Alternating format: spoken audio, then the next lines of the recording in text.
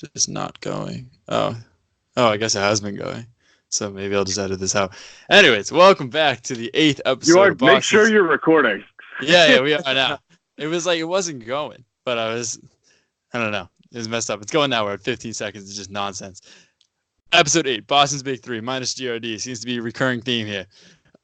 We got myself, Ty. We got the Spike King, and we got Ride the Waves' own Wes Hogan, Jim Hartbaugh.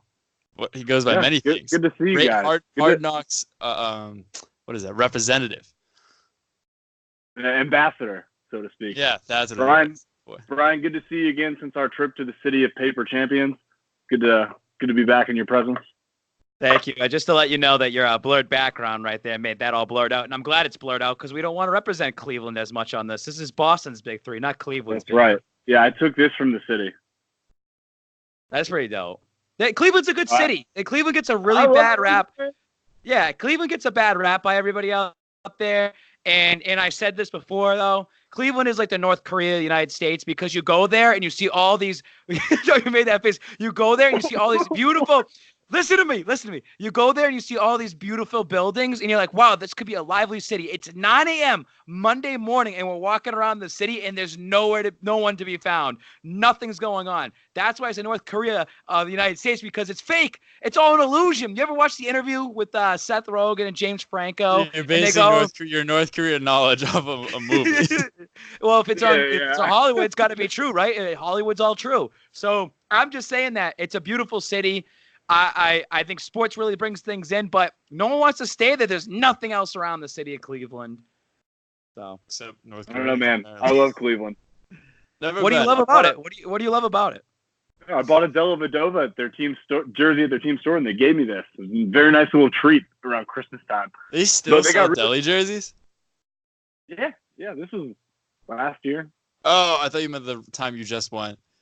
Oh, no. I was going to say, wow, you really made a splash in the Cleveland market. Got a lot of good food. Good people. They're so much more receptive to Patriots fans than every other city I go to. No, they are. They were really nice to me when I was over there. And it's funny because for their sports the last couple of years, they went to the NBA Finals a couple of times. LeBron won one and brought it back home there. They had Game 7 of the World Series over there. They're going to have the NFL draft coming up as well next year. They're going to have the Final Four for basketball coming up in a couple of years.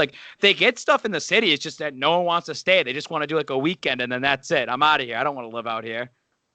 I would go live in Cleveland. Well, Unexpected Cleveland Talk is brought to you by 1 in 100. 1 in 100 is the only online raffle website giving fans and experienced seekers the chance to win tickets to live sporting events, concerts, music festivals, and more. Whether it be from your desktop or mobile device, winning tickets to your favorite event has never been so easy and fun. Choose your desired event, purchase a raffle ticket into the draw, and you can be the lucky winner. 1 in 100, good people. We will we'll see them at August 22nd at something Ride the Wave has up their sleeve. If Spiky, you want to dive more into that, you're going to be the man of the hour there. August, I'm not the man of the hour. We are the men of the hour. And it shouldn't even be men, it should be also women. You know what? We're doing the tattoo again. We've been saying this nonstop. Tattoo Super Bowl 54. We're going to be doing it. We're going to have a big unveiling party August 22nd at 6th Stream. They're opening up their doors for 3:30 p.m. And I'm pulling all my resources into this because it's just not about the tattoo. It's about Pats Nation coming together. Let's kick this off right. This is the first home game pretty much for the Patriots, in the preseason. So let's all get together. Let's get Fitzy out there. Let's get Silver Bullet out there. 1 in 100 is going to come through. 1 in 100 is going to be sponsoring an open bar. They have a tab they're putting out there. I think it's going to be like $1,500. Unlimited Bud Lights until they for like an hour or something like that. We're gonna Bud Lights. Well, limited, unlimited Bud Lights until we find out. It can't be free for everything. We're gonna have Bud Lights. Could be an hour, could be $1,500. Yeah, it could be an hour, could be all 3 hours. It all depends on how much people want to drink. Could be 15 minutes. Yeah, it could be 15 minutes, knowing who I am. And then, you know what? They're going to be out there. We're having a couple other things we're planning as well. We got Dan Balloons coming through. There's going to be a band there as well. But you know what? Best buddies, man. Like all proceeds that we raise, it's going to be a charity event. It's just cool what we're doing. And this is going to be Ride the Wave's first major event that we're putting on together. And again, it's not just about myself. It's not me. The tattoo is the driving force to get this going. We're going to have the check down there. They're going to be there. The NFL is literally going to film this. And it's going to be cool going back when we talked about this numerous times to go back on these podcasts and just hear how everything's developed. I cannot wait for next Thursday night, August 22nd. And Wes is going to be coming up and making an appearance. You don't need a ticket either to get in. You just show up to a tailgate. I'm not buying a ticket. I'm going to be there. I'm going to be one of the first people there, and I'm going to stay the whole time. Show up right at the restaurant. Just show up right at the restaurant, 3:30. We're going to have a couple people early. Wes, we should probably try to talk about bringing your harp up too, if we can get like a harp rental, because that would be nice if we do this. Just ripping the harp in the corner. Ripping the harp on stage, bro. Get them on stage up there. So it'll be a good time, man. I'm just very excited for this, and I hope that it goes well for Ride the Wave. Anybody that's listening out there, the 30 people that listen to this, because it's all our staff members, you better get ready for this event. You better be on your A game. We need you at Six String. We need you to promote this event. You don't do it, and this event doesn't go well, you're fired. 100%. The warden's sending you to a different jail. You can go somewhere else. You're not staying in my prison, okay? We need this event to be as big as possible. This place holds 1,300 people. I want this place to have 1,301. I want to have it one over capacity. That's what we need to do here. We do this together as a unit. We do this together as a group. We do this together as fans. We do this. Ride the Wave is going to have more events in the future at the Harp, at Causeway. Already talking last night with somebody, and we'll get into this later, with the Tacko Fall signing. They want to do a little GRD Spike King event at, I think it's called 222. It's a bar near the TD Garden for Brian Scalabrine. They got Scalabrine coming out. So there's things that are going to be coming off of this. If we could pull this together and we do this. Is this the Wave's up. Is this inside the bar or is it outside? This is inside. The Six String is the biggest venue at Patriot Place. Again, they hold 1,500 people. They have a stage, a VIP area, one massive bar right in the center. So we're going to be inside the entire time doing Just to make it clear, you don't have to be 21 to come. Like, you can be however old you want. I think it's going to be 21 eventually at some time. Yeah, so not 21 plus. 21 plus is after the game's over. Same thing with any bars in Boston. Anybody can come in. I mean, if you're like, 12 years old and you want to come to this event, I'm pretty sure you probably need a parent with you.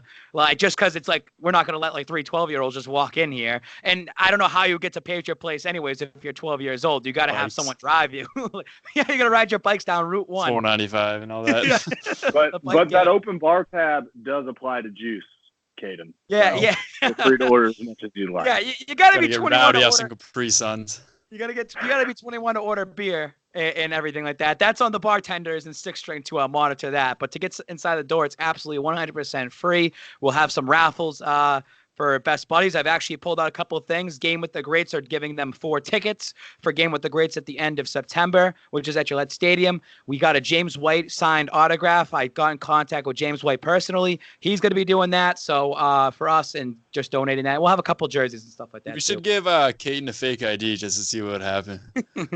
Like, no shot's going to work just to see what the bounce is. Like, this guy's going to come up to the bar. This is the bar. And he'll be like, hello, can I just order? Can I order one? If anybody can sell it with a stare, it's Caden. Yeah, I will rock you if you say no to me. Betting man says Caden could pull it off. All right, so if we got him a good idea, we go from one event to the other. We got Tacko Fall event last night. Where was it? That was at I don't remember. Right here. But he signed this. GRD, bunch of Ride the Wave guys. They made it out there. I couldn't go, whatever. We had a lot of content come out of that. Actually, there was a pretty good turnout. I was kind of surprised. I didn't know how it was going to be. It turned out to be pretty well, and you guys seem to be the center of the attention minus the Tacko Fall. You guys were walking around hyping up the crowd, taking pictures left and right. So how was that? All right, so huge shout out to Killer Kev and Dito for coming out and helping us out, because they took like all the film. They took all the pictures. People were handing them the phones. Dito was taking every picture and everything like that. They were monitoring us. And also Dylan was there as well, Dylan McDonald.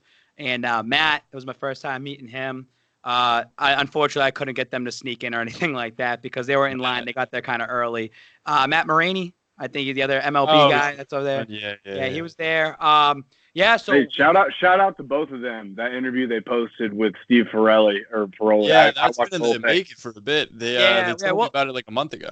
We'll talk Yeah. more about that a little bit later when we get into some baseball talk, and we'll give them their rightful dues. But no, so we showed up around I'd say 6 o'clock.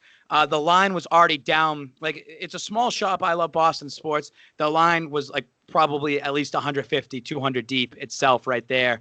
And then they had a separate line because you had to buy something in order to get in line to go do it. I will say this: they didn't turn anybody away. They might have turned somebody away like right at 8:30 and was like, "No, we're shutting this down." Like, that's it. It was a great turnout. It's just unreal that Tacko Fall hasn't played a minute in the regular season as a Boston Celtic. All he's done is played 4 or 5 preseason summer league games, and he is a absolute superstar. The guy who runs I Love Boston Sports, great guy, said, I have never seen a turnout like this before. They've had guys like Matt Patricia there, or they've had, I think it was Brad Marchand 2011 after the Stanley Cup, where it was huge, like huge lines like that. But they said for an individual athlete like that, we have not had something like that in a long, long, long, long time. So it really like shows a spectacle of a human, though. I think absolutely. That's what it does.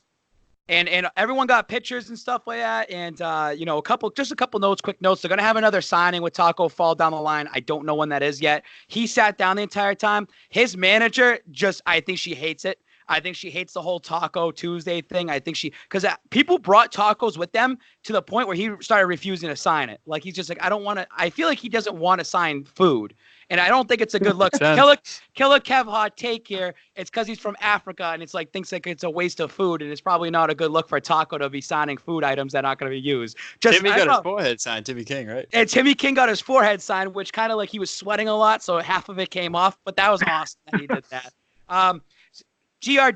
GRD can't handle this, dude. GRD is a fraud. He's a fraud because, first of all, he can't even show up on this fucking podcast. That's not that hard that we tell you consistently. We're going to do it every single Wednesday or Tuesday, whatever. We give plenty of heads up. And number 2 is, yo, Babs, I can't believe you make me wear that dumb costume. That dumb costume got you a ton of attention, positive attention, that these little kids are coming up to you. They're talking to you. They're shooting the shit with you. Within 20 minutes of us standing inside there from 7:30 to 7:50, he was already saying, Babs, I want to go. Babs, I want to go to the restaurant, go grab a drink. Babs, I want to go to the bathroom.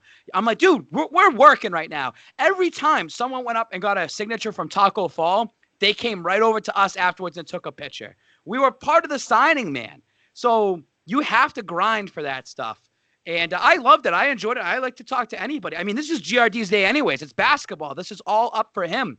I will say one of the best highlights, though, was after they shut the door, they do a private thing for the cops that were there, the people that work at the store, just doing a quick signing. And when me and GRD walked up to Tacko Fall, he was like, yo, these are my guys right here. That made me you recognize you guys? Yeah, that made me. I mean, he knew who we are. Like, when he first got in there, he saw us and he dapped us up, said, what's up? We took a quick picture, said, hey, enjoy the time. And then that's it. The guy is so fucking. You stand right next to him. His hands are massive. You see him slap me in the back of the head. You saw that video that Dito put out? Like, I just got slapped. Dude, I feel like I have a concussion today because of that. But he's a massive, massive human being. But it was. I love Boston sports. Yeah, I mean, like, no, you froze for a little bit, so it's just when the secret was still going.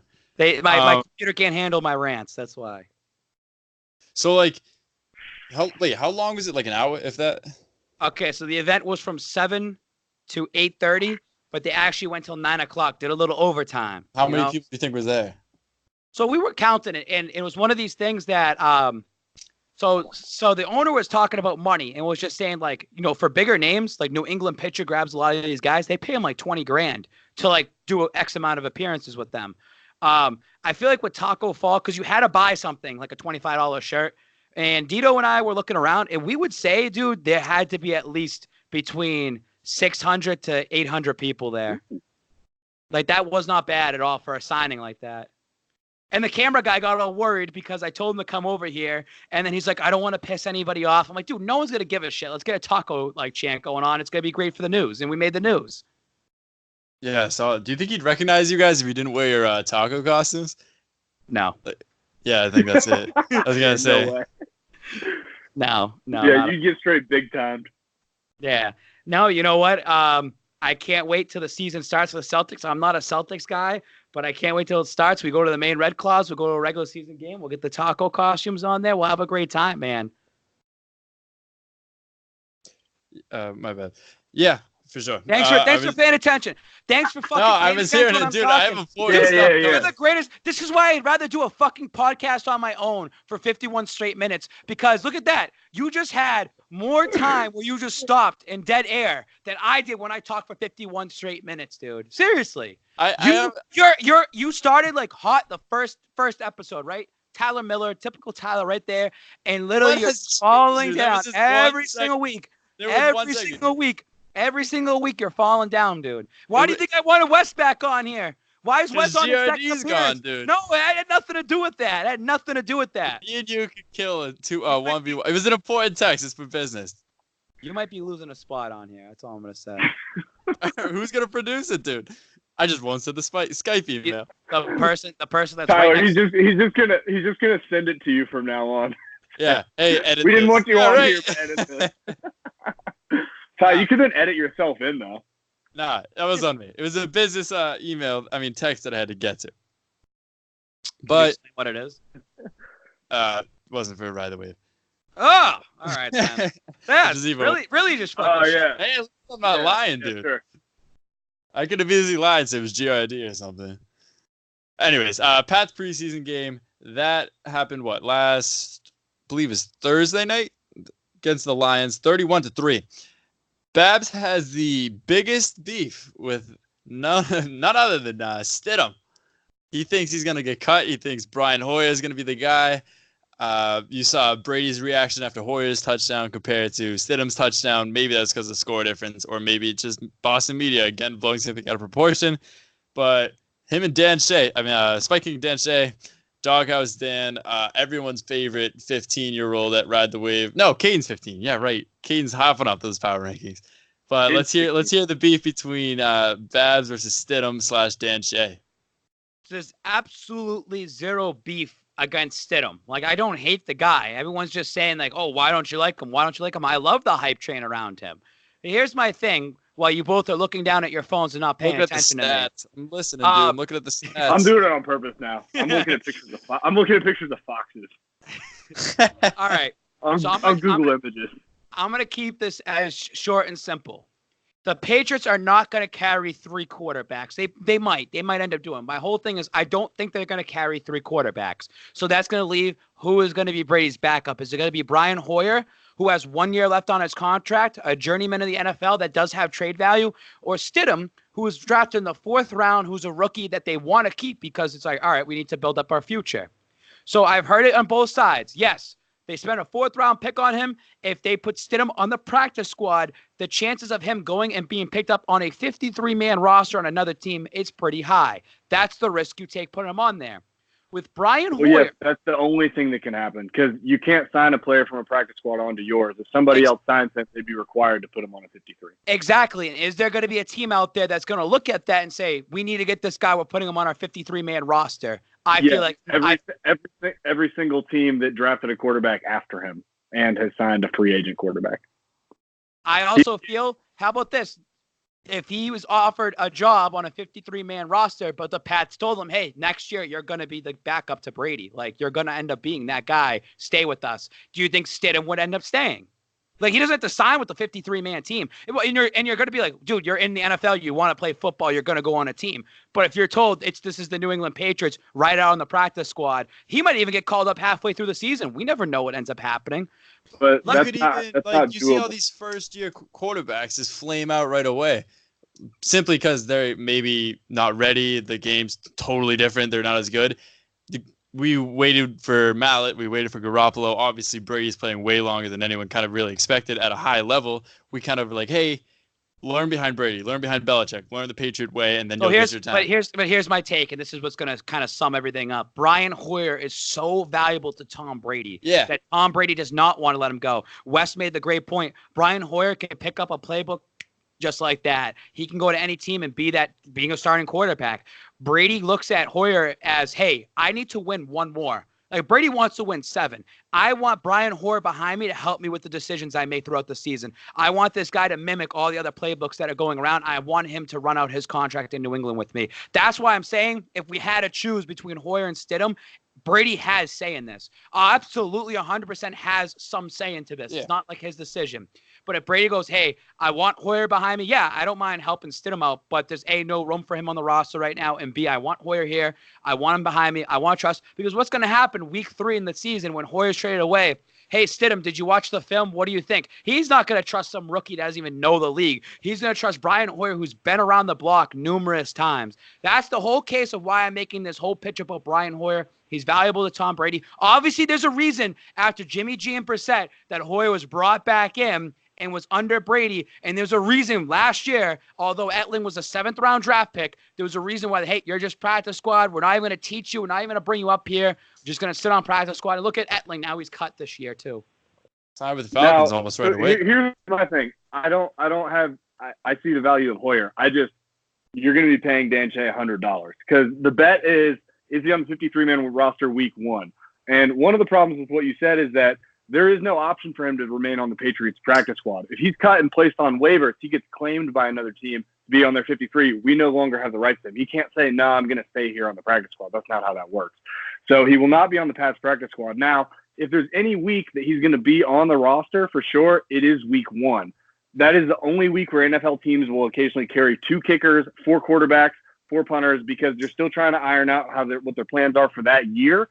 They will not have gotten rid of him by week 1. I don't think they'll get rid of him, period. They spent a 4th-round pick on him. They could have taken a lot of other positions, and they clearly picked him because they like him. He's a smart kid. He played in multiple systems in college. So to the point that, that he trusts Hoyer more, of course he does. But there's a reason they picked Stidham, too, and it's because he's a smart guy, and they see that sort of potential in him. He was not a first-round talent, but he was up there as far as quarterbacks, as far as how advanced they were and how polished off they were from a playbook and scheming perspective. Well, that's the only thing that's going to hurt me in this whole bet is that they'll carry 3 quarterbacks. They'll carry the 3. But I'm saying right to you, Wes, if they have to carry 2, are they going to get rid of Hoyer and trade him away and keep Stidham? I think that they would yes, that's what I think, because Hoyer could give you more immediate trade value and more teams are going to be interested in trading for Hoyer because they either, like, for example, Philadelphia, Nate Sudfeld gets hurt. They need a real reliable backup quarterback. Carson Wentz has been hurt several times. They would be willing to give up more for Hoyer, a guy that they know they could put in after 2 weeks or 1 week on a short notice, then they would be willing to shell out for Stidham. So whether or not the Patriots would bite on that, he has way more value from other teams and is way more likely to get it. Is there even value in cutting a backup quarterback that you spent a 4th-round pick on compared to that's something Bill would never do. Yeah. In fact, it would be unprecedented for him to do that. If you go back over 20 years, essentially every 4th-round pick quarterback, except maybe 1 or 2, was on an opening day roster. Also, out of the people in the bubble, though, like, it can't be, let's cut the quarterback. Let's cut the 4th-round quarterback. Like, talent there wasn't 1st-round talent, wasn't 2nd-round talent, nor 3rd, but it's talent there. We can mold this guy. First of all, wait a minute. First of all, unprecedented. Bill Belichick just did it this year. He drafted a wide receiver in the 1st round, something he's never done. Second of all, yes, he was a 4th-round draft pick, but look where he was picked in the draft. He was picked number 31 in the 4th round. So now he's actually slid down to more of a 5th-rounder. And if the Patriots didn't pick him there, Stidham could have fell even more. Pick 4th overall. He was still the Patriots took him at a 4th-round value.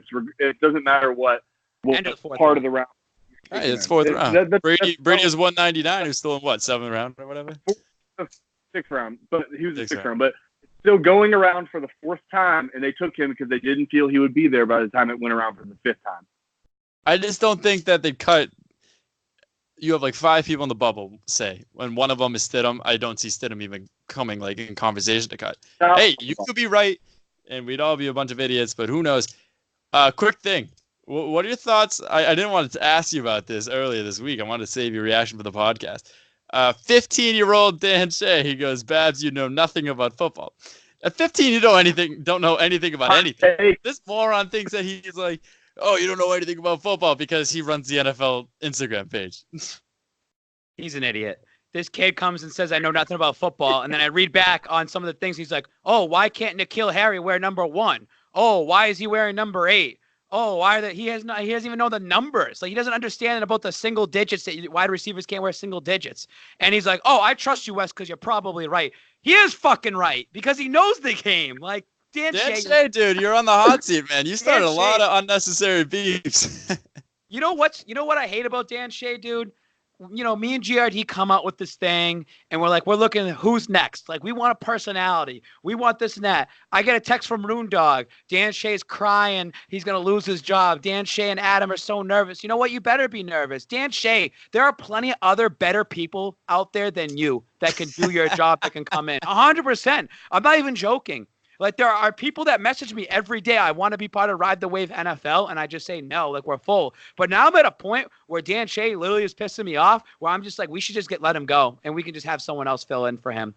And you know what, Dan Shea? You better hope. He's about to take $100 of your dollars. He better hope. He's gonna take $100 a pounds. He better. Yeah, that was a sick rebuttal. He better hope that Stidham gets cut, because if I give you $100, that's the last time you're ever going to be talking to me. It's $100 severance pay. See you later.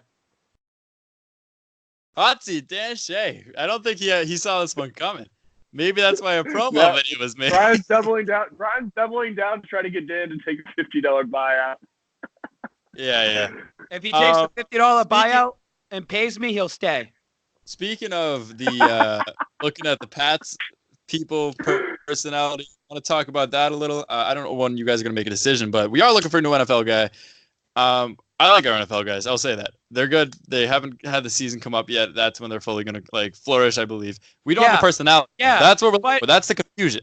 But don't ask me for $450 to send 2 minors down to Miami when you guys haven't done anything for Gillette Stadium. Like, that just bothers me. I'd rather spend $450 on the Spike King and go have a ball, because you're going to get content out of that. We're just looking for someone. Listen, Dan Shea's good at the Instagram stuff. Adam Pasquale is good at writing blogs. And Rune Dog's there to kind of piece things together. Has the Red Line guys there to work on a couple of things. But we want a personality that can go on that Instagram account, do live reports, not be afraid to put their face out there. And we're going to find someone. Someone eventually will come to us. We're looking for a, like you said, like a Spike King, a GRD, a Killer Kev, a Bruins Warrior, someone like that, except we just want someone per each sport. We got GRD and Kev for basketball, you for NFL, but even then, like, you have the Spike King. Like, we want to ride the wave media solely guy. Like, you got to build your brand while helping us build our brand. We need to help, like, have a guy. If you're looking at this, you're like, I'm probably making a promo video about this. If you are wanting to work for Ride the Wave Media, and you have charisma, you have energy, you have the passion, you have commitment, determination, all that stuff in a giant, like, mixing pot, and you believe that you can get this job, send the best promo video to me, to Spiking, to GRD, to anyone, and we'll look it over. I've gotten 2. I think I've sent you over 1. 1 was just too bad to even send it. I'm not going to put them on blast, but buddy, come on now. And not only that, me and GRD will bring you to a Patriots game this year. We will bring somebody to a game with us because we want to see that personality. And you take us 2 big egos together, you mix it in with that third guy. That's just content city. So we are looking for anybody out there that wants to think, or just think that they'd be like, hey, I could be the next GRD. I could be the next Spike King, Killer Kev, Bruins Warrior. We want the next. We want a better version. We want you guys to come in trying to beat them. And I want like a 7 or 8 year old that's like an oracle of football, that's overly cocky. We can do it. We already have Dan Shea. We're fine. I hope he can take it because we're kind of being mean. We're just telling the business. truth. This is nothing personal. We're telling the truth, dude. We're not here to coddle you and like hold you and tell you everything's okay. If you fucking suck, you fucking suck. And we're letting you know. I'm staring right at the camera and letting you know. Yeah. I mean, it happens. No, but the NFL guys, I fully expect them to see, like we said, dude, we started this in March or April 1st, the launch date. We all got together in March. Once they had to wait the longest for their sport to come back. Once their season comes back, I do see them doing well. All I got to say is I cut 5 people in the same day once, and that was a big bombshell, and that got everyone kind of rattled and nervous. Now everyone's starting to get content again. There could be another bombshell coming where I don't tell anybody about it. I just make the decision that's best for business. There is no hiding from the warden. He does hold all keys. Not even that. Bab just gets like crazy sometimes. I'm cutting this guy. I'm cutting this guy. This guy's coming back. This guy's done. I'm like, take a step back. Like, let's talk about this. I don't know, dude. I'm cutting the whole team. Your business, you run it how you want, dude. I'm just here to If I want to run it to the ground, I'm running it to the ground. But if I want to run it to those waves, if Bab wants to create cap space and cut 28. Yeah, he's tanking for next year's first overall pick, just dropping everybody. He's trusting his own process. So for the other Pats guys, not a lot of people played, like big names wise. I don't even know who N. Brosette is. Running back, got the most carries. Never heard of him. Yeah, he's not going to make the team. He's not 22 carries, 66 yards. Who was that guy? Who was the guy last year? Refresh my memory, Wes. He scored a couple of touchdowns. Ralph Webb. Yeah. And he looked really good, and he didn't make the team. I don't think he made the practice squad either. I think he was just straight cut. And you know what that is, though? It's kind of a rough gig. I mean, you are giving them the trade-off of exposure, but it's basically, hey, we don't want anybody who's going to actually make the team get hurt tonight, so why don't you tote the rock 20 times for us? Exactly. We just want more reps for our O-line. We just want reps for the O-line and blocking schemes. In terms of receiver, you got Berrios is getting some catches, 3 for 45. N'Keal Harry, 2 for 36. Ben Watson, 1 for 14. And Dorsett, 1 for 11. You're not going to see the big name guys preseason. This is the see who makes the team, see who gets cut. Glad to see Berrios out there. I really don't know where I stand on the guy, but he was we drafted him first overall last year. I mean, first round or second round, or no, that was late. Never mind. The last round. Total other way. Yeah, I can't talk right now. I either thought it was first round or late. You can edit that part out. Yeah, no, I won't. But I'll see these people. I'll let the people see my mistakes. Berrios won't make the team either. Do you think Demaryius Thomas will? I don't think he should. And I think if Wes, I think on the top of my head, he'll make $6 million this year if he actually plays the full season. But his guaranteed is like $700,000. So they should just get rid of him and not even bother paying him. Clear that capital. For him to make the team, you have to be extremely optimistic that not only will he definitely be back after 8 to 10 weeks, but that he'd be able to come back and be impactful. And he returned punts too. Demaryius Thomas. He's never returned. Oh, I don't know why, dude. I think we're talking about Berrios. My mind's a million out. Keep up with us. Like, this is unbelievable. You're sloppy. I'm keeping up. I'm looking at the stats, dude.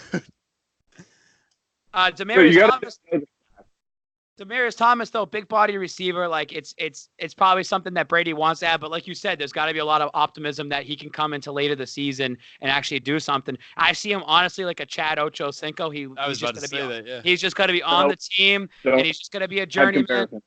I mean, I'm just saying that he's not going to make a big impact at all for the Patriots. I think that's probably not. But a Reggie Wayne comparison. Like he just Ochocinco, he just sits on the team and doesn't do anything all season. Not even that. Reggie Wayne came in as a big name and gets cut.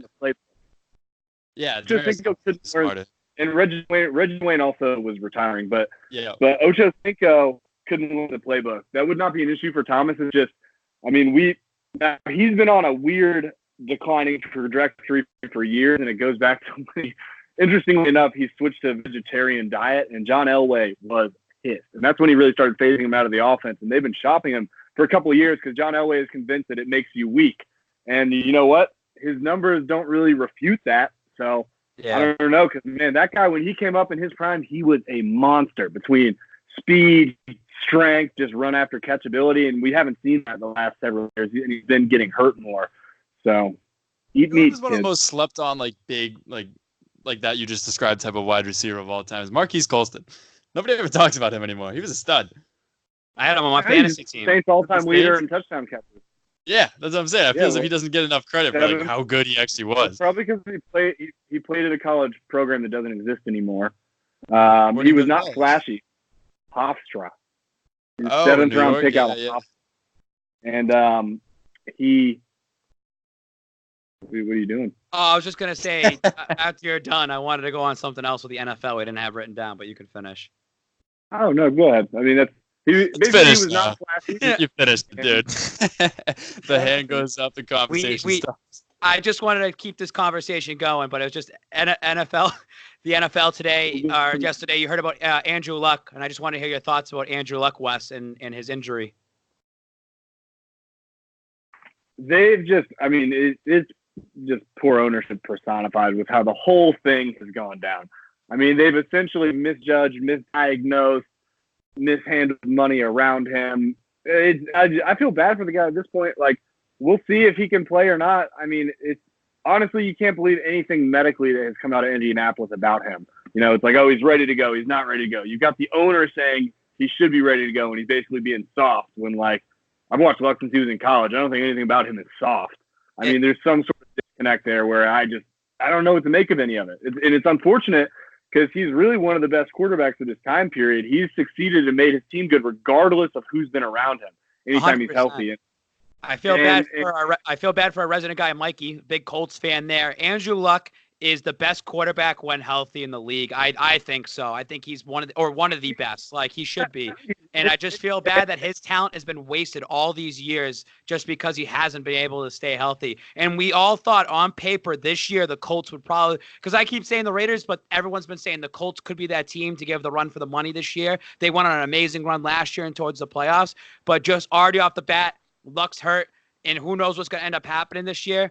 And for me, Patriots fan, awesome. That's just one last team you really have to worry about going into the playoffs. I feel the Colts finally had they finally got a good coach, Frank Reich, a good offensive-minded coach. They've finally done better from a GM's perspective. They've got studs on defense. I mean, they've drafted extremely well. The last 2 years, 2 home runs with their first 2 picks, Quentin Nelson and Darius Leonard.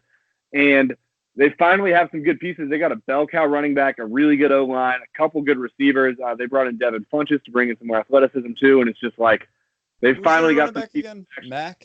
Marlon Mack. Yes, I thought. That guy, he's tough, man. I mean, we saw it down the stretch last year, but I think he's primed for a really big year if Luck doesn't play much. I'm not gonna lie. I did like a season mode of Madden last year. It was eventually like Pat's Colts, and I see like M Mac. I'm like, that's like one of those made up guys that like they draft. It's like the 4th round. I'm like, I have no idea who this guy is. And then I see him on like Red Zone one day. I'm like, wait, that's a real human being. That just totally threw me off. I had no idea who he was last year. What do you guys, Babs and Wes? Do you like the safety for the Pats, Obi Melifonwu? So that dude is a freak athlete. As far as, he came out of UConn, and he was basically he's like from the town next to me. Oh, yeah? Yeah, so he played high school football against like all the people in my high school. He was a running back back then. 5 touchdowns, 400 yards in a game. It was like 75 to like 2. It was crazy. Is a freak. And I mean, he was there right after Byron Jones was there, who was like, made on an assembly line as well. Yeah. But he just hasn't been able to put it together and or stay healthy. So it's like, I don't really know. I don't expect anything from him. If he makes the roster, that's a positive sign. But his brother's at Syracuse as a corner. I used to play. He's my age. I would play football like Pop Warner with him growing up, like twice a year every year. What's his brother's name? Ife Melifonwu. How'd that go? He was good. I'll say that. They're each probably gonna make the league. Nah, they're good people. His cousin, Obi's cousin, actually works for the Mass Pirates. So shout out to the Mass Pirates. So I've seen Obi a couple of times. He is a freak nature athlete. There was a reason why they got him from Oakland last year and they brought him in. But like Wes said, dude, if you can't stay healthy and you can't show any improvement from last season to this season, see you later. But we'll see what ends up happening. He's that bubble guy that probably might get cut. And then last thing before we transition, Chase Winovich made his debut. Linebacker out of Michigan. I went from hating him to having to love him because Penn State, Michigan. And now, I don't know. What are you guys' thoughts on his debut? He had 2 tackles and an assisted tackle in a sack and a half. Just in general, this Patriots defensive line is going to be like the best in the league. They had, I think, 9 total sacks last week. Now, again, you're playing against backups, and it's the Detroit Lions. They didn't look great at all, but I just feel like this defense as a whole is going to be the best defense of the league. Chase Winovich is going to be a fan favorite this season, and just going forward in general, too. He's your future, like, captain, like that future guy that's, I'm talking 5-6 years down the line. I just feel that Chase is going to take him some time, but having that Michigan behind him, Tom Brady loves Michigan as well, too. Don't forget that. And he's a great opportunity. I heard great things about him as a individual for charity work as well. So something that the Patriots love, and this is what Silver Bullet told me, is like charity work. You could be kind of a shitty player, dude, and if you do a ton of charity work in the community, they'll keep you around. Kraft and Belichick especially like that. So I'm not saying that Chase Winovich is a bad player, but there's a couple guys. There's a couple guys out there that I know I don't want to say names because I don't really know them off the top of my head. But I know that there's a couple of players that are like, why is that guy still in the Pats? But they do a ton of charity work nonstop. So Brandon Bolden's of the world. I can't wait to see like what Winovich end up. Brandon Bolden's a core special teamer. Dude plays on 4 units. He won for Miami. Every single time I see Brandon Bolden have a ball, he fumbles it. Like it's not even me just trying to make a joke. Like I think legitimately every time. All right, every time but one time I see Brandon Bolden. I feel as if he just drops the ball or always fumbles it. Like every time I see him, he fumbles the ball. Also, Chase Winovich's parents, no silver bullet. We might get them to come August 22nd to the tattoo event. If we could somehow pull Chase Winovich into that event, that would be cool. Or we could pull him to the Best Buddies Day. I have a beef to pick with him. He single-handedly beat Penn State last year, like 52-9. I don't even know the score. It was a lot, but he had like 45 tackles. Well, you can talk to him in person about it. Yeah, I'll have him knock me clean out. That'll show him. Anyways, Hard Knocks last night, episode 2. I know me and Babs watched it. I don't think Wes got around to it, but I wrote some notes down while watching it just to kind of talk about, and I think Babs did too. Let's lead off with John Gruden, the single best person in football on the mic. He's the Vince McMahon of microphones in the NFL, the John Cena's, the Rock, Stone Cold Steve Austin's. He's just good at it. Like, it's so crazy because it's like, normally you just tune out, like you check your phone and everything, but every single time he talks, it's like the most engaging thing of all time. Like if I was a player, there was no shot I'd zone out or anything. Oh yeah. Now Chucky, and that's why we noticed how bad Jason Witten was on Monday night, because we've been spoiled from having John Madden to John Gruden, who are two of the most electric, knowledgeable football guys, and interestingly enough, both Raiders guys in the history of the game. So yeah, I mean when that guy talks, I mean it's like a friggin' magnet to your ears. He's something else. He's good TV. He's a great coach, and I feel that he's disrespected. I think the casual fan that sees him doesn't understand the impact he had in football prior to going to the booth on Monday Night Football. I mean, this guy won pretty much, he won a championship with the Bucs back in 2002. He brought the Raiders to the divisional game or whatever like that in 2001. The snowball game, the tuck rule game. But he gets no respect. But this guy literally has been in the booth X amount of years and has been studying the game nonstop. He knows everything inside out. You give him some time with the Raiders, give him time, and that team's going to turn around and be one of the best teams in the league. I really think that. Yeah, they went 4-12 last year, and maybe this year they don't. 6 wins. Maybe this year they don't do it. They go 5-11. I know we argued about this, but you got to give them a couple years, a couple drafts. Gruden has to literally groom that team to be his team, and that team will be the best in the AFC, especially when you know the Patriots' clock is ticking. One of the biggest takeaways take a 10-year break. Take a 10-year break from any career, and you're not going to, I challenge anybody to take a 10-year break, then go back and try to your first time around, perform at a high level.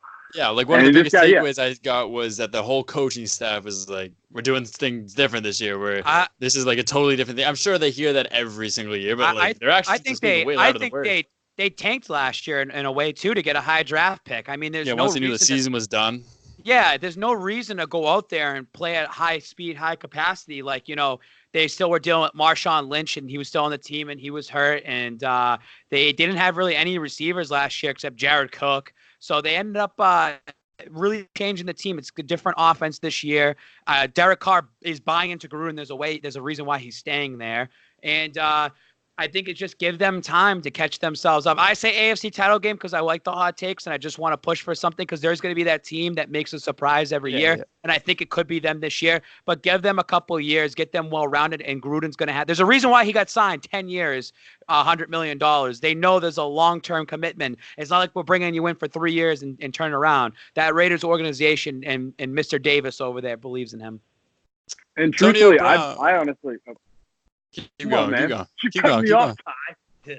got a timer, dude. Yeah. Keep going. You're good. Well, I was just gonna say, so with Derek Carr, I mean, I think that Gruden is a great fit for him. Gruden is one of the the great quarterback centered, QB friendly offense kind of guys, and interestingly enough, Derek Carr, I want to say his worst NFL season as far as like touchdowns and interceptions, he was still probably +9. Yeah. Like he's actually played well on some bad teams. And last year he got absolutely crushed, but his quarterback rating was probably pretty comparable to his good years, so to speak. But he got sacked 50 something times last year. Like, it was just a mess around him. And so, like, a lot of people have moved on from Derek Carr, but this is a guy that's proven he's accurate, he's smart. Going back to his college years, he's a under 2% interception rate guy, going college and in the pros. Like, and he's athletic. He's got a good arm. He's smart. I think that we could see a lot of, improvements, so to speak, with him on Gruden.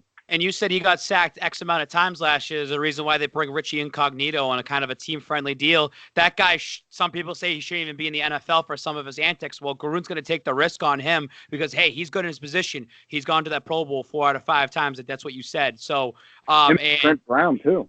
Yeah, Trent Brown and Richie Incognito. Like, Trent Brown, I think he was overpaid, and we're going to see what happens. But, bro, like, their offensive line's going to look better. That offense is going to look way better than last year. Just don't sleep on the Raiders. Yeah. I mean, if you think about it, though, if you get sacked 50 times in a season, that's almost getting sacked 1 out of every 10 pass plays, if you do the math. Like, getting actually sacked, not just getting hit. That's how bad it was last year. This could be kind of a weird thing to say because as soon as you bring people's kids into it, everyone becomes like the social justice warrior. But I feel as if every single scene with Derek Carr and his kids is unbelievably fake. It's the most corny, look how happy we are thing of all time. It's just cringy to watch. I'm like, there is no way that you guys do this every single time. Like, obviously you're on cameras, you have to make a show. But I'm like, this is just uncomfortable to watch. I'm like, this is It's for their personal family movies. That's it. Like, it's just they get the clip and then they'll look back on it as a family. Remember that good time that we had 15 years ago? No, I get that part, but I think it's just I just saw a lot of people talking about it on Twitter. I'm like, I agree with this. This is a good point. I have no problem with that stuff. I mean, I'm also 20. I don't have a kid, so that's probably man. What do you know? Better not have a kid. Antonio Brown, he described his feet as getting circumcised. That's how he described his blistering. That was just a quote I had to throw in there. But that's not the biggest Antonio Brown news. He refuses to wear a helmet. Yeah, so Wes, since you didn't really watch Hard Knocks this week, I thought that they really breezed by the whole helmet situation this week. And because we saw all the Twitter breaking, we saw everything going on, and it was more of saying how it was a circus and this and that. We thought we'd see it. They just kind of, just talked about it, but they didn't make a big deal. We're going to actually see it next week because they are going to talk about it and him coming back to the team and everything like that. Yeah, but I still feel like it's HBO and Hard Knocks being told by maybe Gruden and them, like, we don't want you to really hammer about this. It's a non-issue. We don't want you to make it an issue. Even Gruden during it in some of his press conferences was saying this is not an issue at all. They would ask Derek Carr, it's not an issue. It'll get figured out. No worries, blah, blah, blah. But from the we saw, from everything that was breaking news, it seemed like it was a fucking big deal, and that Antonio Brown was a drama queen. He's a head case. It's all the shit you see. He is a drama queen. But you didn't see it. But you didn't see it in Hard Knocks. That's what I'm saying. They just breezed right by. I'm saying, but going up before this, his quote all season or all off season, he said it multiple times. I don't need football, right? And basically, he was trying to prove that he thinks football needs him. So he was like, "You watch. If I refute this, I'll bet you they bend over and give me my helmet." And he was absolutely wrong because that's one of the great things about the NFL is it can't be held hostage by one player. And he honestly thought that he was capable of doing that. He also came into practice with a hot air balloon. Like, you're trying to make a statement, dude. Yeah. Their entire segment of just ripping Nathan Peterman was one of the funniest things I've ever seen on television. Hilarious. They spent probably 10 minutes of this throwing bills, interceptions, all this stuff. And then he threw interceptions in practice, and then Gruden ripping him on the sideline. Like, come on, what are you doing out there, man? We talked about this a couple episodes ago because there was that quote. I remember the quote. I did the podcast on my own. He said, John Gruden spoke highly of Nathan Peterman, right? And I was like, he sucks anyways. He's just a walking meme. Literally, HBO made fun of him because they talk about him being the third string, and then they showed a highlight of him getting picked off multiple times over and over and over and over again. This brings me to my point, though, is his 50-yard preseason run the best play of his career. And I made a note saying the NFL highlighted that. They were on their Instagram and Facebook and Twitter, and they showed that play, and everyone's making fun of him. Yo, he's the GOAT emoji, this and that. But if you watch prior to that, he sucked all game, and Gruden was getting all pissed off. He was just like, he's getting cut. He's not making the team. I need a Nathan Peterman game. More than I need oxygen to breathe. He threw a touchdown to that Doss dude, the dude from Oakland. Yeah. Anyone could have thrown that. Dan Shea could have thrown that touchdown, dude. They were right on the 1 yard line. It's not that hard. Interesting about Peterman. It was more just me talking about Doss. That Doss, they did a good a good like one-on-one stuff with him. It's kind of cool. It's like a hometown. It's like the Obi thing that we were talking about earlier, except it's with the Hard Knocks crew. So what's interesting about Peterman and Gruden, though, is Gruden's liked Peterman for a while. He actually went out, when he was coming out in the draft class, he said he was the most NFL-ready QB in that class. And I mean, you see it. He signed him right away when cut him. Like, he likes Peterman. So, like, I wouldn't be surprised if Peterman is on your 53-man roster week one. Oh, jeez. I mean, it's kind of one of those things where he knows he's wrong, but he's like, you know what? I'm keeping him just because I'm going to say I'm right. Just because I said so. Yeah. And he liked Mike Glennon. I think that Glennon's the backup there. He's 6'6", dude. I didn't even recognize that. Oh, he's huge. Man, Glennon's a monster. Yeah. He looks good. I remember he's over Gruden. He's like, come on, Mike. And then he's like, oh, sorry, coach. The gentle giant. NC State went from Russell Wilson to Mike Glennon, and it was a weird transition to watch. I want to just talk about three things here because we do have to be kind of quick here because we're running out of time. Things that I had noted here: Jonathan Abram, number 24, gonna be a stud this season. I don't like him. Rookie. I had that. I didn't like him. So you might not like him because he's a little cocky in the way he talks and probably holds himself in a high regard. But if you watch him for his playmaking ability, that guy wants to hit you. That guy wants to drive you into the ground, and that guy is gonna be a playmaker. I don't dislike him because of all of that. Like I dislike him just because I think he does his job well. He's a guy you love to have on your team, hate to play against. I think he knows the lights and cameras are on him. He's trying to be a little too extra. I'm like, dude, you're a rookie.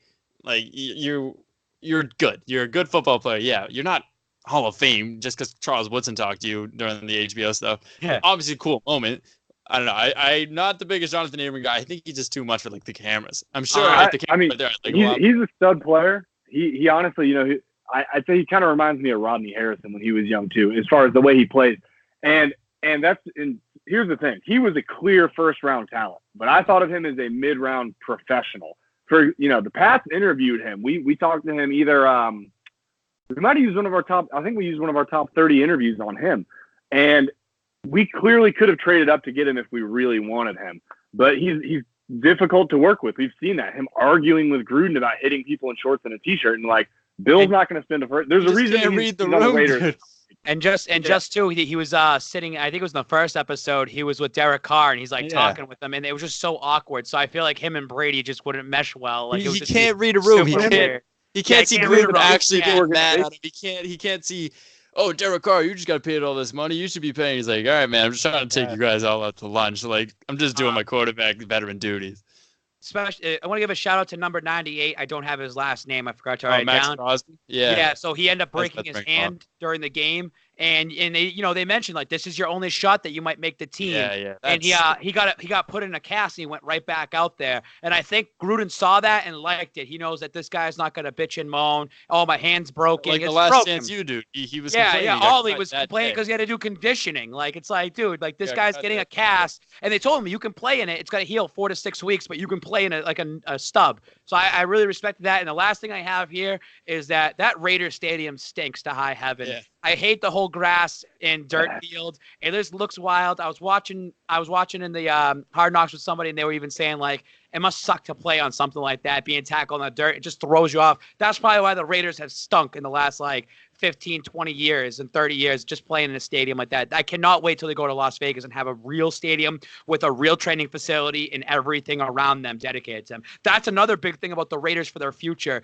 is and why it's a hot take of them going to the AFC title game this year is because it starts buying into that culture again and people want it. They have a good fan base already. There's a lot of closet Raider fans out there that I'm not going to watch them because they stink now. They'll all come back out. They'll get their 90s throwbacks out there. They'll all be Raiders fans again on the West Coast. Now, you know what?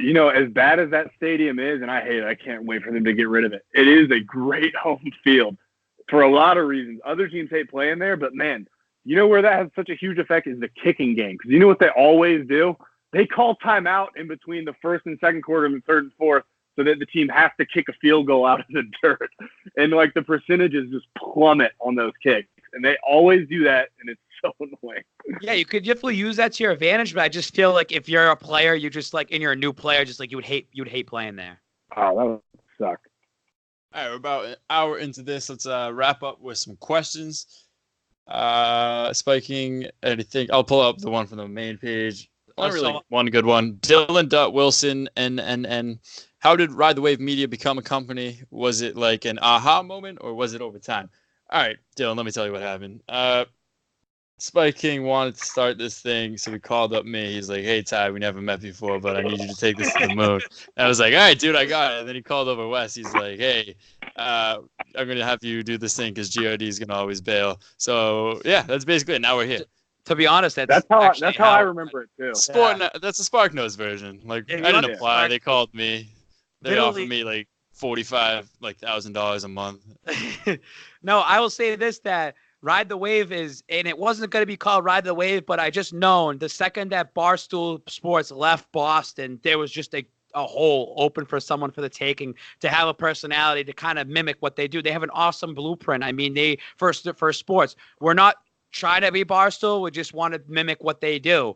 And a successful business plan that people should follow. Well, I mean, it's like a soda company. Obviously, they're doing something right, like Coca-Cola. You're going to be a local soda company. You're going to mimic some of the stuff they do, whether it's marketing or whether it's formulas or whatever it is. That's probably a stupid example, but you get what I'm saying. Any business model is going to have a competitor. Again, we're not competing because, it is what it is. We're never going to be Barstool, but we're just, having fun out here. We're doing great things. But my thing, too, is building credibility over time. I mean, GRD is the heavy hitter because he already has a brand built. Last year, I invested so much time into myself that it paid off because the Pats won the Super Bowl and the tattoo worked out. After that happened, I was like, okay, now we can take the next step and try to start a company off of this. And because now you build all these resources, you meet a lot of people. But this idea has been going around for like 2.5 years. Again, it's just timing. And it should go to show everybody that works with us or anybody out there, it literally is just timing and things just don't happen overnight. Like somebody says you have no money and no following. Well, you know what? It doesn't happen overnight. Money doesn't grow on trees. But you should have waited one more week because then we end up getting a nice contract for 1-100. Thank you, 1-100. But, these things are going to take time. And I am very blessed and fortunate to have met a lot of good people around along the way, setting this up with you guys right here. Wes and Tyler, heavy hitters for us that were here day one. That Tyler immediately put MLB on the map, got them to do a podcast. Sox and Fools. And I bailed.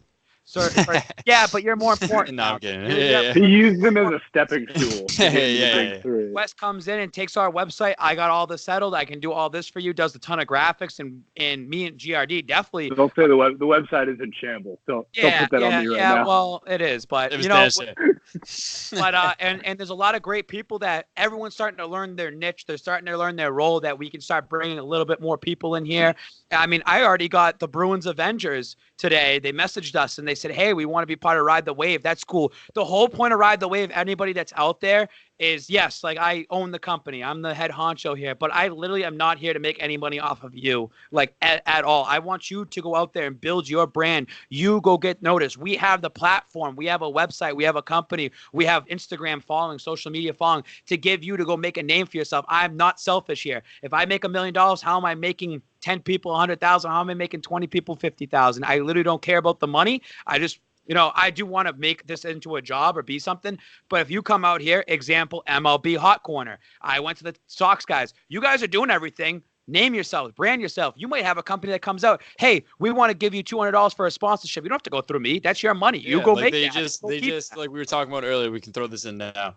Redline guys, they put out a better what's wrong with the Sox, ask Sox questions than I did. I put a good amount of time into that. But you know what's cool? Sometimes it happens, but they went out, they killed it. I didn't want to say anything. No, I was waving. That was the first thing I said, dude. Dylan and what's his name? Matt. They interviewed that Ted Williams guy. Yeah. I forget his name. That was awesome. That was a long process. I knew about that when it started. I don't think I mentioned anything because I wanted to be more of a surprise. Came out awesome. I watched the whole thing. I did, and it's one of those things that at this company, again, just go out and do things. Like, I'm already busy. I told you my schedule. I have 2 calendars right here, just everything. I am overpacked and overbooked where I'm moving stuff around.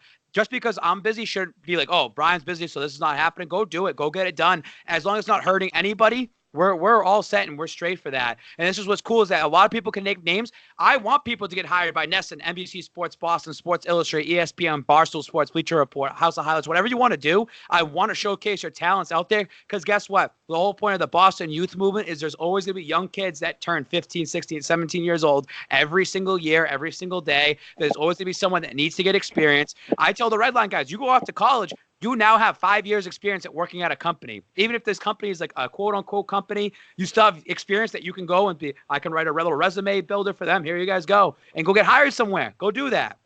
Because guess what? I mean, we keep getting older, and they stay the same age. Yeah. And I'll say this though, I'm worrying about myself too. I hope I get picked up somewhere. I'm trying to work on stuff as a self goal too. I don't want to be a business owner. I fucking hate it. I hate being the head guy at the top. I'd rather just be the content machine for somebody. You're just waiting to get bought out. Yeah, we already had an offer and I said no. So $20,000. I hated $20,000 offer. Yeah, right. For half the company. Yeah. That's 20 cents in business, dude. Good call. Yeah, that's nothing. If you took that, I would have been forever so angry at you. I'm like, what are you doing? But it's kind of cool to say, hey, I mean, we're worth money. We're worth something. We're worth more than nothing. All right. Any other questions? What about yours? Yeah, I got a bunch of them. Pick a good one. Good handful. All right. So this one was Joey Reedy. Saw him yesterday. This would have been good for Corey. Question: which Celtics rookie are you most excited for next season? So you could be like Carson Edwards. Yeah. I saw Romeo Langford play Penn State. I was like 3 rows up, and I told my friend next to me, I'm like, he's gonna get drafted by the Celtics. So it was kind of cool that he was drafted by the Celtics. Like I just ended up being right. So I kind of want to see if he becomes anything. I like Grant Williams a lot. He's kind of reminds me of like a Draymond Green, except nicer. And then Carson Edwards, dude, all he has to do is be Eddie House. Like, basketball is my number one sport. Once NBA season comes around, like, I can bring that to the show with Corey. But, like, I don't know. I like Carson Edwards a lot. And then Tremont Waters, played against him in AAU, but I don't think he's really going to be anything. Yeah, I think Zerbiak could have a really big year coming out. He's the best NBA Live 2006 player of all time. I dropped 100 points with him like every time. That's when I got like a PS2 playing in my room at like midnight when I'm supposed to be asleep. He was the Kirk Heinrich of those days. Don't sleep on Kirk. So here we have Glenn _Bo. What was the best item you saw signed yesterday at the Tacko Fall signing? I had the Taco Bell tray. He was the guy there was the kid that was in the news with me. The best thing was this guy's forehead, Timmy King. That was funny. Yeah. And then a couple people ended up getting some flour tortillas signed and all that. So, I mean, he signed a lot of people's shirt. He's got a really, I don't know, you probably can't see this, but he's got a really nice signature. Yeah, I saw it. He does have a really, really nice signature. Hey, did you see the guy who stole your stick? I think you threw him in a story, but... Oh, no, the taco thing? No, he's good people.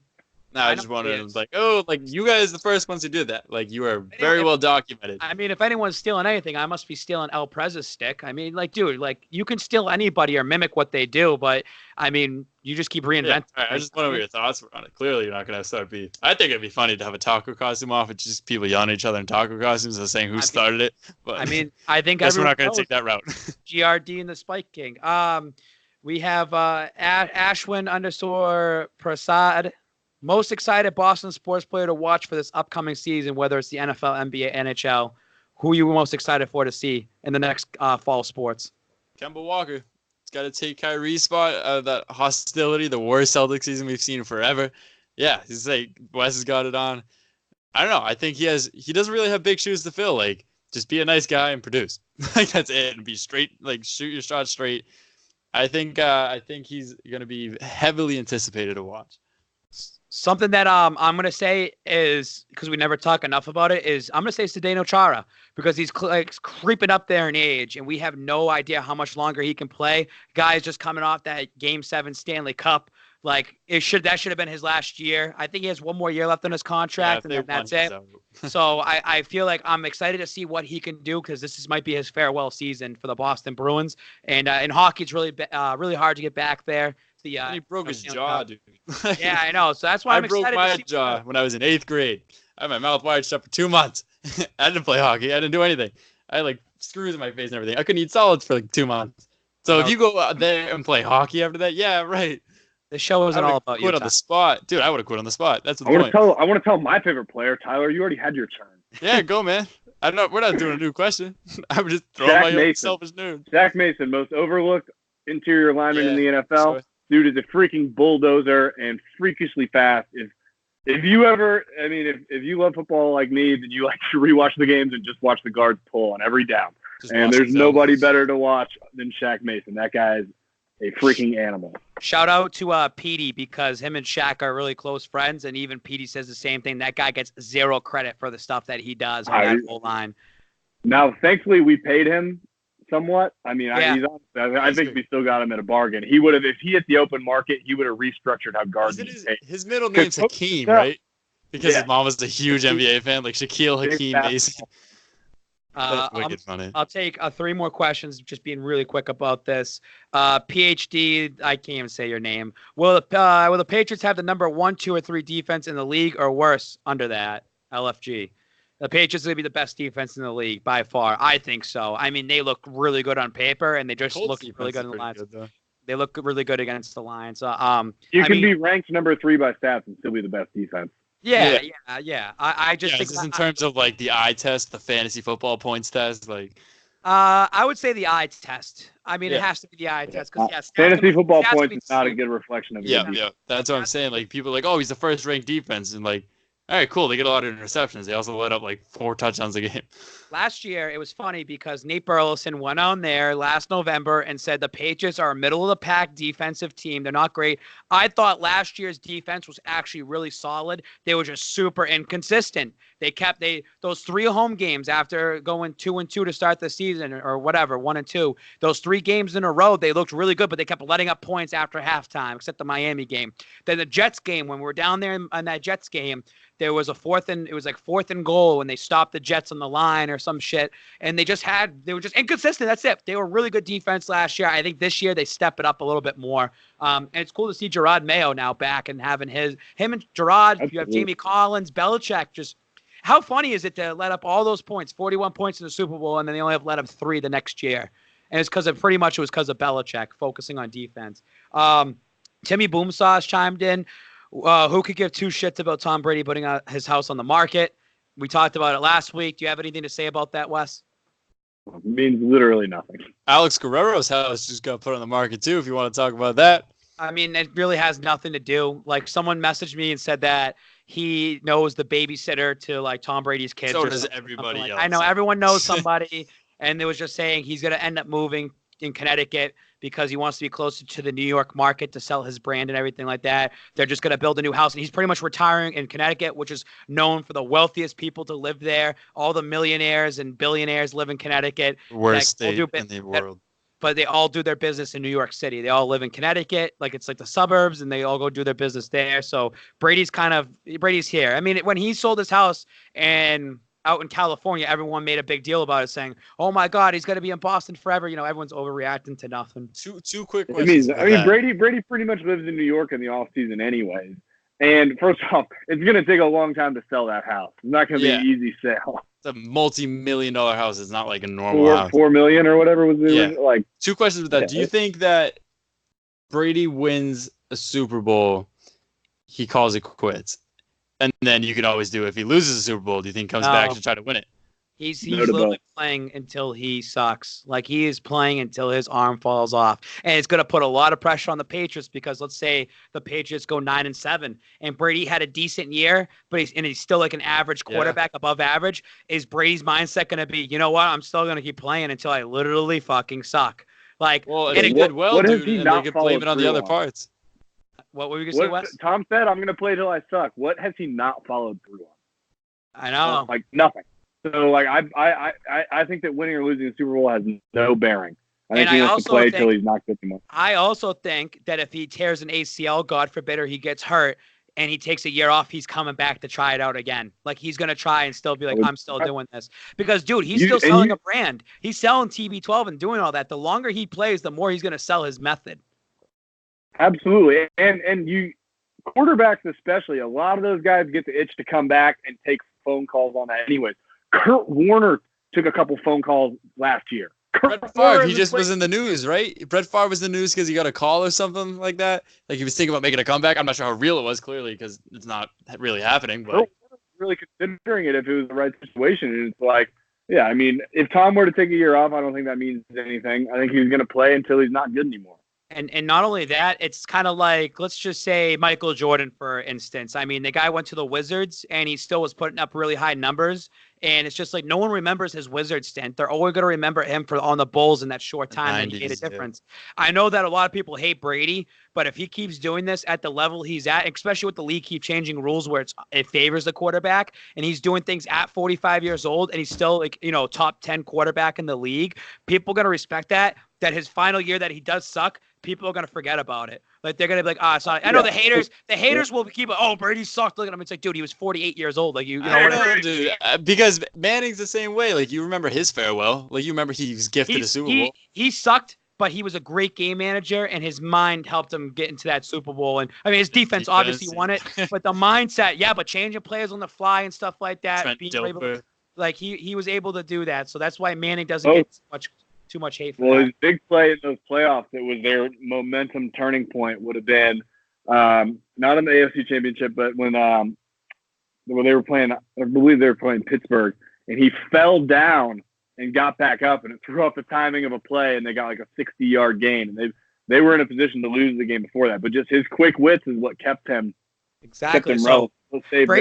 Brady's got to be the same way, because you look at Brady's arm, starts falling off. Then all of a sudden, like his mind's just step in. But look at Brady compared to Manning or Brett Favre. Those guys in the offseason would drink beers, eat hot dogs and hamburgers, and like do what they got to do. 4th of July celebration. You chuckle, but Brady takes care of his body. Yeah. He's got the money, right. Like Wes says. This guy invests $1 million into his body every year just to make sure it's staying at the top notch it can be. And he keeps getting hit less, and his arm could get 40% weaker, and we wouldn't notice.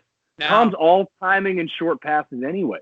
I mean, he's the best of all time at it. I say that they should actually not play him the first 4 weeks every single year like they did that year they won the Super Bowl, and let a rookie come in and learn the system and play those first 4 weeks, because they could go 0-4. Brady steps in. They still could probably make the playoffs every year. And that could actually, have longevity of his career there too. I think they should start looking into maybe not starting him once in a while, but I mean, or just playing mop-up duty, always having mop-up duty. I think this is the year they're going to pull 07. I look at a lot of people's faces. I think they go 16-0. I think this is the year that they really just say fuck it all and like let's try to do it one more time and let's try to just put the hammer down.